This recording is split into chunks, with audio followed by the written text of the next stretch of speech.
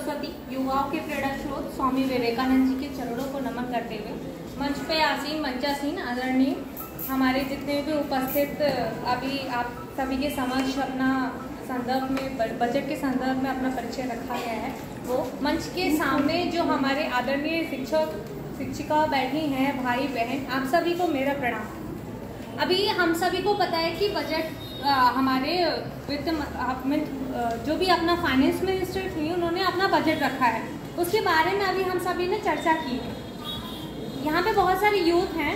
अभी मैम ने बात किया था डिविडेंड की बात की थी, उसमें 19 to 69 ईयर्स मैम ने हम लोग को क्लैरिफाई किया। आप सभी को पता है कि सबसे ज़्यादा यूथ जो है वो हमारी कंट्री में है। अपना जो भारत देश है वो युवाओं का देश है, हम सभी लोग जानते हैं। तो उस पर उन्होंने ये कहा है कि हम लोग जो भी ग्रोथ करेंगे वो हम लोग के एज के ही लोगों को ग्रोथ होगा। यहाँ बच्चे बैठे हैं, उन लोग को लगता है कि हम तो जॉब कर नहीं रहे हैं, बजट हमारा क्या मतलब, क्यों डिस्कस कर रहे हैं, बोर भी हो रहे हैं पीछे बैठ के। अभी बात की गई है एमएसएमई की, बात की गई है इंटर्नशिप की, बात की गई है एजुकेशन की। आप सभी को बता दें कि इन सभी से हम अपना फंड खुद रेज कर सकते हैं। हम लोग खुद जीडीपी पे अपना जो भी अपना जो एक पार्ट बन सकते हैं कि हम लोग भी जीडीपी का देने की काबिल हो सकते हैं। हम लोग अखिल भारतीय विद्यार्थी परिषद जब फाइनेंस मिनिस्टर ने हमारा जो बजट पास किया था उसी के 10-15 दिन पहले हमारे मंत्रिमंडल से जाके कुछ प्रतिनिधि विद्यार्थी परिषद के मिले थे। उन्होंने बताया था कि हायर एजुकेशन की बात की थी कि हमारा जो ग्रोथ है वो कहीं ना कहीं एजुकेशन से हो सकता है। हम सभी को पता है कि भारत जो है विश्व गुरु है, तो विश्व गुरु बीच में ऐसा क्या हो गया है कि हम लोग इधर से उधर भटक गए और हम लोग वापस से विश्व गुरु नहीं बन पाए। नालंदा यूनिवर्सिटी की एस्टेब्लिशमेंट दोबारा की गई है, उसी से हमें पता चलता है कि हम सभी लोग, अभी मंजुला मैम ने भी यही बात बोली कि हम लोग एजुकेशनली बहुत ज़्यादा एनरिच थे, लेकिन बीच में ऐसा क्या हुआ कि हम लोग फॉरेन यूनिवर्सिटी में पढ़ने जाने लगे, वहाँ जाके बस के वहाँ की जीडीपी पे हम लोग सपोर्ट कर रहे हैं। बट हमारे भारत में ये ग्रोथ क्यों नहीं हो पा रहा था? क्योंकि हम लोग सोच ही नहीं रहे थे कि हम लोग भारत विश्व ग्रुप थे। अभी हम लोग को क्या है कि हमें फोकस करना पड़ेगा कि हम लोग वापस से उसको अपना जो ट्रेडिशनल अपना एजुकेशन सिस्टम है वापस एस्टेब्लिश करें और विश्व गुरु भारत बनने के प्रयास में निरंतर आगे बढ़ते रहें। अखिल भारतीय विद्यार्थी परिषद ने हायर एजुकेशन की बात की थी कि हमें जो भी रिसर्च में फंड मिल रहे हैं वो कम मिल रहे हैं, कहीं ना कहीं वो फंड कम पड़ जा रहे हैं रिसर्च के तौर पे। ये हमारे लिए बहुत गर्व की बात है कि अभी जो बजट आया है उस पर हायर एजुकेशन और रिसर्च के लिए फंड बढ़ाया गया है। साथ ही साथ महिला संरक्षण की बात की गई थी, शुरू से करते चले। अभी हमारा जो MWCD जो है उसमें जेंडर इकोनॉमिक्स की बात होती है, जेंडर बस्टिंग की बात होती है, लेकिन यूपी में कहीं ना कहीं ये बजट जो है, अभी डेटा हम लोग कलेक्ट करने जाएंगे तो कहीं ना कहीं वो मिलता नहीं है। इसमें कमी हमारी है क्योंकि हम लोग बढ़ चढ़ के हिस्सा नहीं ले रहे हैं कहीं ना कहीं। तो जब महिला अपने आगे बढ़ेंगी, अभी जब बजट शुरू किया गया था प्रोफेसर गुंजन मैम ने हमारे सामने बोला था कि 4 प्रायोरिटीज रखी गई थी।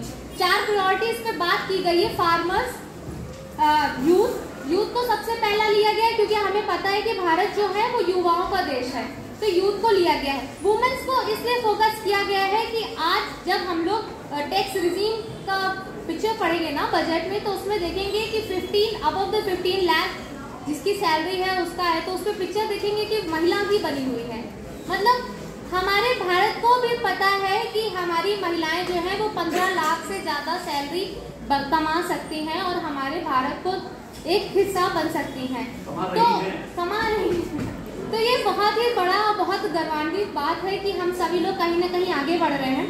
ये महिला विद्यालय है, यहाँ पे सभी छात्राएं बहनें बैठी हुई हैं। आप सभी से आग्रह है कि आप सभी लोग ये ना सोचे कि हमें बस एक पढ़ लिख के जॉब सीकर बनना है, कहीं ना कहीं जॉब गिवर भी बनना है। हमें जॉब देनी है, हमें लोगों को जाके जॉब प्रोवाइड करनी है कि आप लोग आइए, आप लोग हमारे यहाँ जॉब लीजिए। हम लोग सरकारी नौकरी के पीछे क्यों भागते हैं? अभी ड्यूरिंग कोविड हम लोगों ने घर पे बैठ के छोटे छोटे काम शुरू किए जिससे हम लोग अपना रोजी रोटी चला रहे थे। आज वो एक MSME में कन्वर्ट होते जा रहे हैं, उसमें देखिए फोकस किया गया, उसको ज्यादा फंड दिया गया है।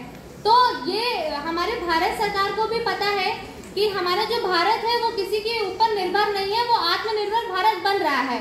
तो हम सभी को बजट में भी बताया जा रहा है, बार बार आत्मनिर्भर भारत का लोकल फॉर वोकल की बात की जा रही है, टॉयज की बात की जा रही है। अभी मैम ने बताया कि टॉयज मैन्युफैक्चर हो रहे हैं, भारत के खिलौने भी बिक रहे हैं विदेशों में। कितनी, ये हम लोग लिए मजाक की बात है, लेकिन हमारी जीडीपी में ग्रोथ इसी से हो रही है।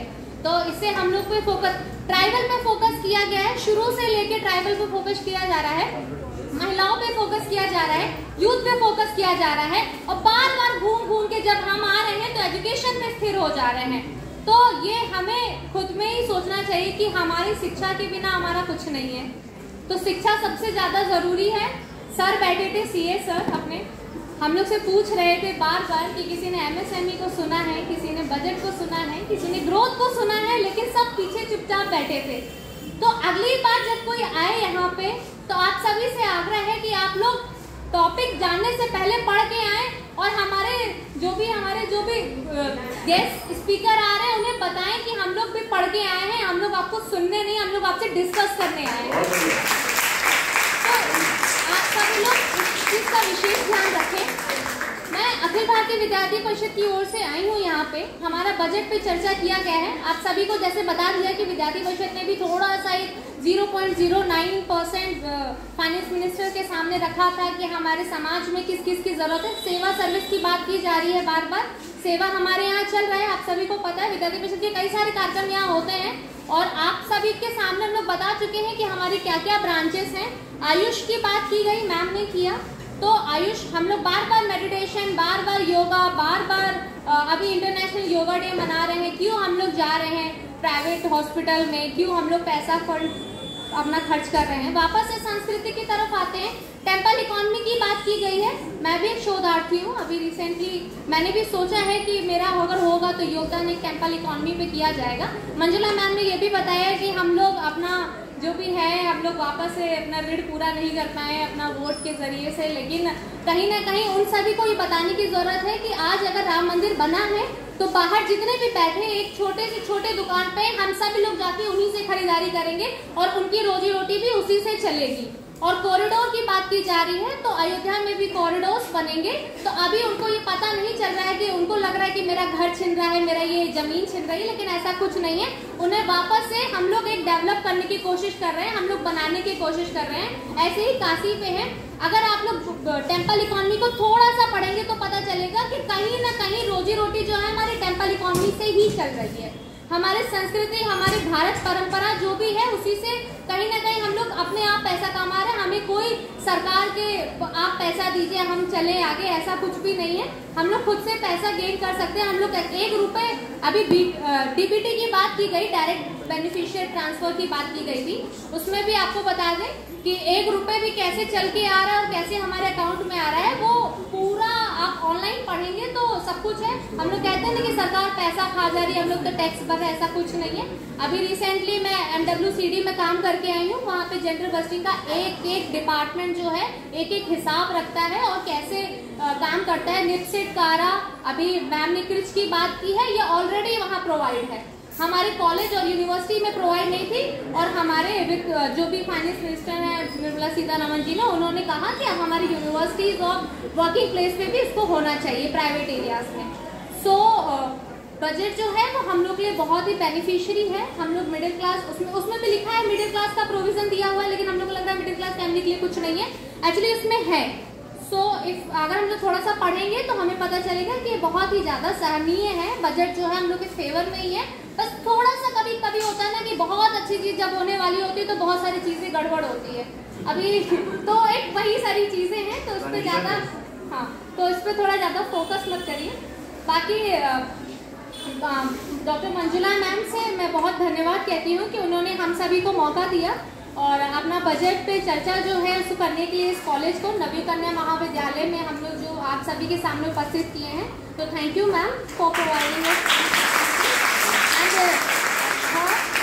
डॉक्टर गुंजन पांडे मैम, वो KKV की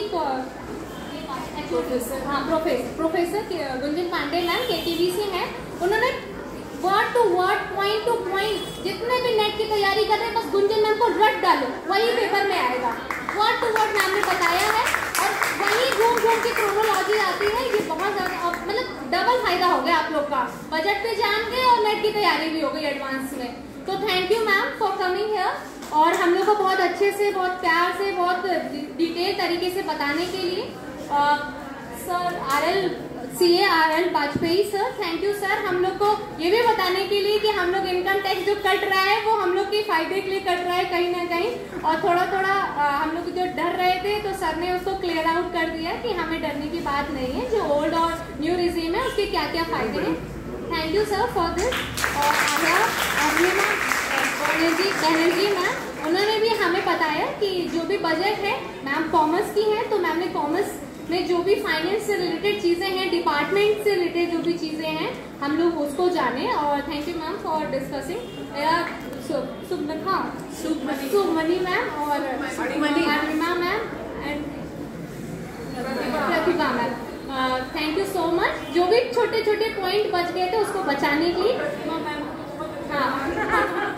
और भैया Pratima ma'am, thank you ma'am for हम लोग की जो भी था संचालन का व्यवस्था मैम ने खुद देखा और मैम ने खुद किया। और महिमा कंटिन्यूसली वीडियो बना रही, थैंक यू महिमा। एंड हेयर जितने भी बच्चे बैठे हैं